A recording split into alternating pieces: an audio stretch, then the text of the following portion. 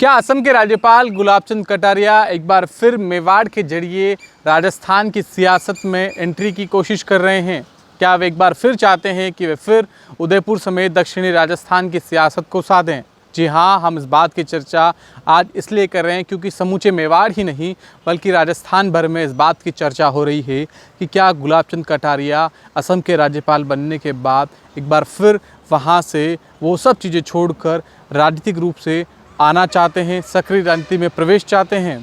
इस बात की चर्चा इसलिए ज़्यादा हो रही है क्योंकि उदयपुर प्रवास के दौरान गुलाब चंद कटारिया ने गुलाब बाग में एक उद्घाटन कार्यक्रम में कांग्रेसी पार्षद के एक सवाल का जवाब दिया था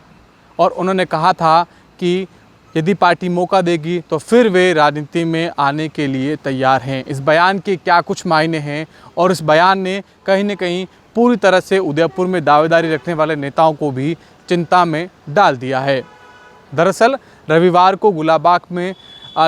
बच्चों की ट्रेन का उद्घाटन होना था, वहाँ पर गुलाब चंद कटारिया पहुँचे थे। इसी दौरान मनोनीत पार्षद रविंद्र कप्पू जो है गुलाब चंद कटारिया के पास पहुँचे और उन्होंने कहा, भाई साहब क्या आप लगातार उदयपुर में सक्रिय हैं तो चुनाव फिर लड़ रहे हैं क्या? तो इस पर कटारिया ने एक बार कहा नहीं, लेकिन महज 10 सेकंड की हंसी के बाद कटारिया जी एक बार फिर बोले, मैं पार्टी का अनुशासित कार्यकर्ता रहा हूं, यदि पार्टी का कुछ आदेश होगा तो मान्य होगा और वही सर्वोपरि होगा। इस बयान के बाद वहां पर मौजूद भाजपा के कार्यकर्ता भी अचंभित रह गए कि क्या गुलाब चंद कटारिया एक बार फिर मेवाड़ की राजनीति में आना चाहते हैं? क्या जिस तरह से राजभवन असम में उनकी राजस्थान से विदाई करके वहाँ पर एंट्री कराई गई वो उन्हें नहीं भा रही है? इसको लेकर तमाम तरह के अब सवाल और जवाब पार्टी के अंदर ही होने लगे हैं। अंदरूनी तरीके से इस बात को लेकर सबसे ज़्यादा चिंता उन दावेदारों में है जो उदयपुर से टिकट की मांग करते आ रहे हैं, टिकट को लेकर कहीं न कहीं एक ख्वाहिश रखते हैं। सबसे ज़्यादा चिंतित हैं के गुप्ता, उप महापौर पारस सिंह भी, रविंद्र सिंह माली और अन्य नेता। उनका ये मानना है कि जिस तरह से गुलाब चंद कटारिया की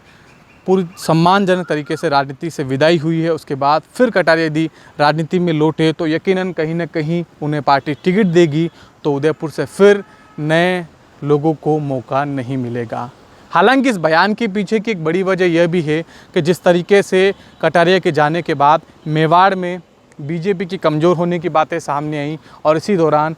चित्तौड़गढ़ से सांसद सीपी जोशी को प्रदेशाध्यक्ष बनाया गया, लेकिन उसके बाद भी मेवाड़ में लगातार गहलोत का मूवमेंट बढ़ा और गहलोत के मूवमेंट के साथ ही जिस तरह से कांग्रेस की मजबूती कहीं न कहीं बीजेपी देख रही है, उसी को लेकर बीजेपी आलाकमान भी चिंतित है और शायद बीजेपी इसी कारण कहीं न कहीं बीजेपी से जुड़े लोग हैं और कटारिया से समर्थित जो नेता है इस बात को लगातार बल दे रहे हैं। फिलहाल भविष्य में क्या होगा ये कह पाना मुश्किल है, लेकिन मेवाड़ समेत समूचे राजस्थान की राजनीति में गुलाब चंद कटारिया के सक्रिय राजनीति में लौटने की चिंता अवश्य कहीं न कहीं इन दावेदारों में नज़र आने लगी है। सतीश शर्मा, राजस्थान तक, उदयपुर।